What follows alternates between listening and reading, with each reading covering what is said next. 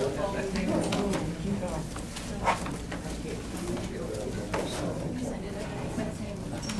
wonderful to see you all here this evening and to be with you. And I'm thankful for this beautiful spread and the great turnout. I'm thankful that Phil and Laura and Urs, all the folks that have just come together to put this together and also to invite me to speak. I'm honored and happy to do this. As Laura already mentioned, I consider Sunday school I consider Sunday school to have three main purposes: the Sunday morning Bible study hour, or the Sunday school ministry, however you want to call it. And those fall in line with four of the things that are highlighted in our proposed vision statement. I especially see Sunday school in terms of discipleship, in terms of fellowship, and in terms of mission. So if I were to, let me just briefly explain what I mean by discipleship. I think Sunday school is a unique opportunity in many churches to have a time of Bible study with a smaller group of people. I've come to learn that our Sunday school classes have a pretty broad range in terms of the number of people in it, anywhere from a fairly small group of people to maybe 40 or 50 or more than that. But either way you go, it's a smaller group of people than normally gather in a worship service in the sanctuary. So you have a chance to interact and have a time of study, maybe where you have more time to go deeper into text, time to discuss it as a group, glean insights from other people in the room, and things like that. In terms of the first purpose, I would say it is discipleship / education. And the reason I think you can put those two together is the Greek term that we translate disciple means a learner. So it's basically a student is what it is. And so the name Sunday school makes sense for learners or students. And so for me, the way that I approach education in general and Christian education is as an exercise in loving God with our mind. That's the way that I approach it. And I think it's so important in the Sunday school hour to cultivate an intellectual love of God. And so, Jesus tells us that when someone asks, what the greatest commandment is, he said to love the Lord your God with all your heart, soul, mind, and strength. And if I'm not mistaken, he's quoting Deuteronomy chapter 6, verse 5, except he's adding mind. Is that right? Everybody, I think that's correct. Anyhow, I think he even to me, that's accentuating the importance of loving God with the mind, that he adds that into his quote from Deuteronomy chapter 6. And so I think that's a key part, dimension of what Sunday school is to do. And so one thing I would encourage you all to do, in learning, you don't really get very far unless you ask questions.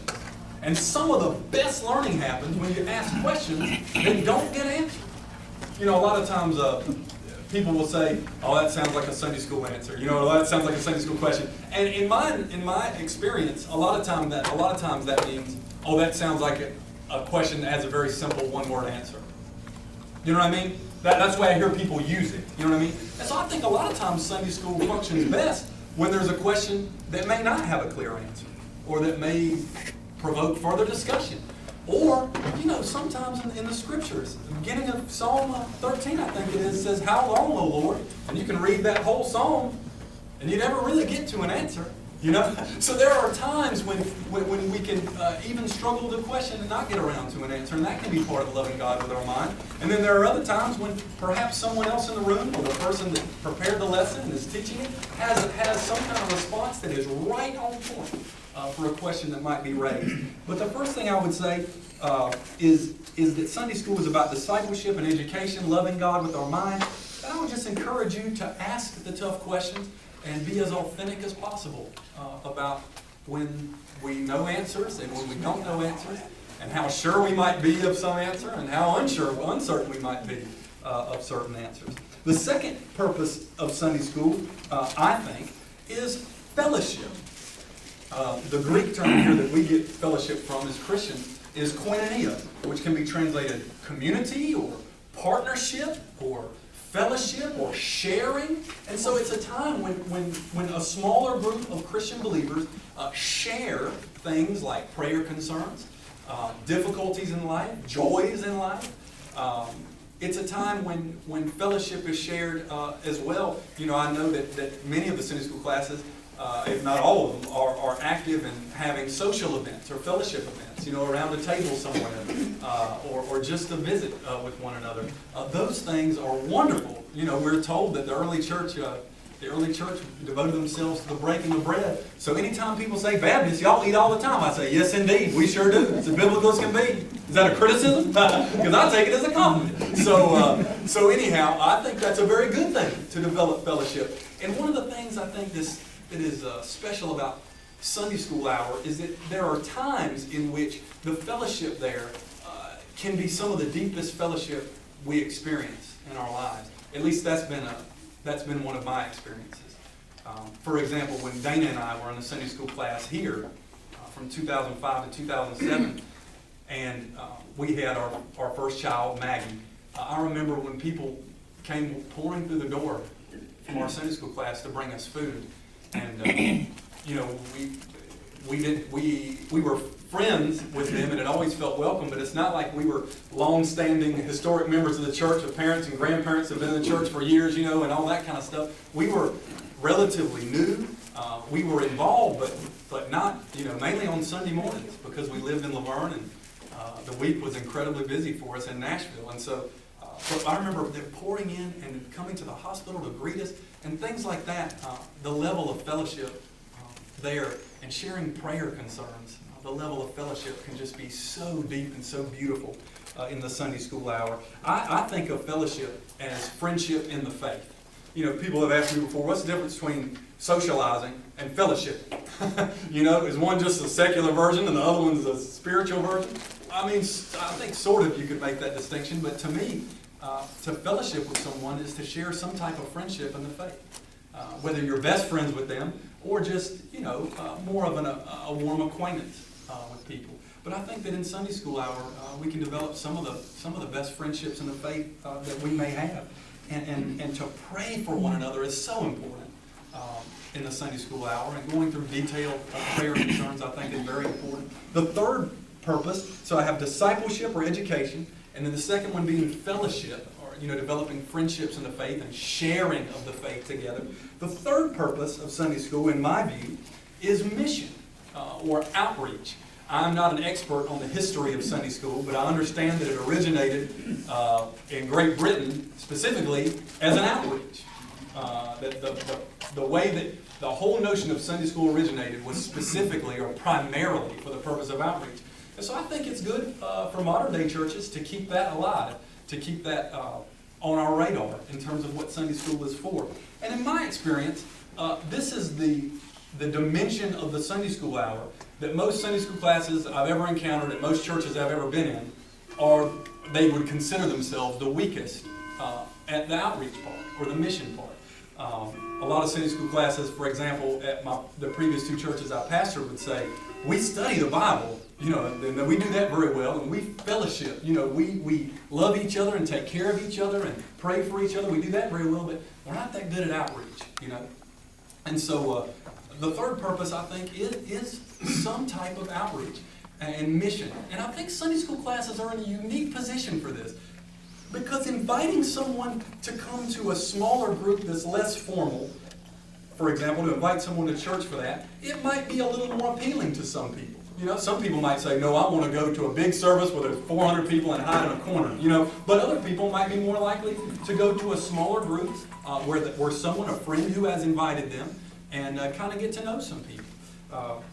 The mission outreach dimension to me could take a variety of forms. For example, I've known Sunday school classes in the past who have had an incredible variety of outreach or mission foci. For example, one is, there was one class I knew at my previous church that was, I think everyone in there was 90 or older. It was a very small class.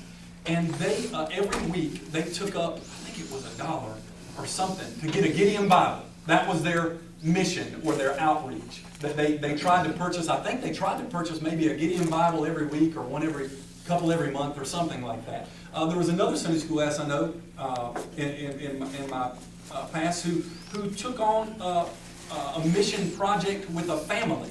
One of the persons in the class knew a particular family, that was in need. Basically, they were in a tough socioeconomic position. So they were in need of school supplies for children. They were in need of food, things like that. And so this Sunday school class did a mission outreach to that family.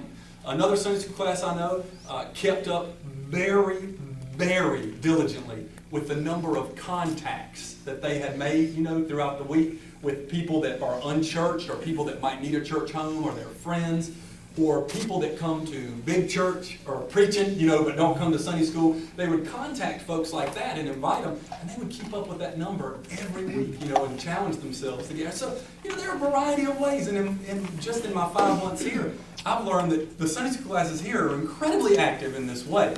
But I bet if we were to ask each class to do a self-evaluation, this is just a hunch, that this would be ranked third for a lot of classes as far as what the class thinks they're strongest at. That would just be a hunch or a guess. And so, maybe one idea would be to have one person in the class be the person who keeps the whole class accountable for some type of outreach or some type of mission. Let that be their responsibility. That's just an idea. I think one of the most important things to realize is something that I have not heard brought up very often, and so I want to name it this evening, which is this one and this one. They kind of clash to a degree. Okay? So, how are we going to have a close, unified fellowship where we take care of each other, we build friendships in the faith, when we're trying to be hospitable, which is one form, I think, of mission, and I would commend to you, one of the most important forms of evangelism is hospitality, or inviting others into the group. How does this go with this? I've even had experiences in Sunday school classes when we would go to a social, like a meal or something, and there would be someone new there, and instead of just relaxing and having fun together, we had the burden / opportunity, right, of to make these people feel welcome and make them feel at home. And so I think that to understand and to name this and to just be aware of it can potentially be empowering to say we recognize a tension between a close, warm fellowship and a desire to be hospitable and welcome others into this fellowship. We recognize this tension and we want to live into that. Well, how do we live into that? Well, I never thought in a million years that I would quote a philosopher of deconstruction because of the many things that I have read in my formal education. The postmodern philosophers drive me up a wall. I mean, you read these fellows, first of all, it's hard to understand what in the world they're saying. Then when you do, I generally don't like it when I do figure out what they're saying. However, this famous philosopher, I don't know if y'all are familiar with this, you would know him. If you don't know philosophy, then I don't know why you would, but his name is Jacques Derrida, and he is a late 20th century French philosopher of deconstruction.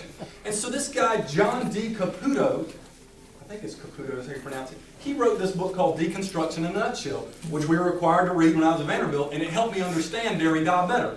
Most of it couldn't stand, but there was one chapter about community where he is saying that that Derrida is kind of against community because he thinks it closes off ourselves to the other, to someone from the outside. And so he talks about the importance of an open quasi-community with an identity that begs to differ with itself. Now, to me, that is a concept, an open quasi-community that captures this tension between we want to be a close fellowship in Sunday school, and at the same time, we want to be welcoming and hospitable to others who might come our way. So we want to maintain a basic sense of partnership, sharing, community, but at the same time, we want to be open. We don't want that to be so tight and so sure and clear and beautiful and tidy right? That we don't have room for others. And so I don't present that as an answer to the dilemma. I mainly say that to say, I think this is an important dilemma to recognize, and I think that moving forward with this concept, I know it's very abstract, of an open quasi-community could help us in terms of stepping out in terms of both fellowship and hospitality or outreach. Those are some of the things that I wanted to share with you this evening. Let me just finish my portion by saying thank you, thank you, thank you, thank you, thank you, thank you, thank you. I know from experience, I've taught Sunday school as a layperson before I was ordained, and I know from speaking with some of you and with Sunday school teachers in the past, and my maternal grandfather who taught Sunday school to middle schoolers for 35 years at a Baptist church in Charlotte, North Carolina, that it is a ton of work. I know it is commitment, I know it's leadership and responsibility, and I know that to prepare a substantive lesson, most weeks requires a good deal of time and energy. And so, thank you, thank you, thank you, and I will pray for you, and please pray for me as we continue to grow as a church and as Sunday school classes in terms of our discipleship and education, in terms of our fellowship, our friendship in the faith, and in terms of our mission, our outreach, and hospitality. Thank you.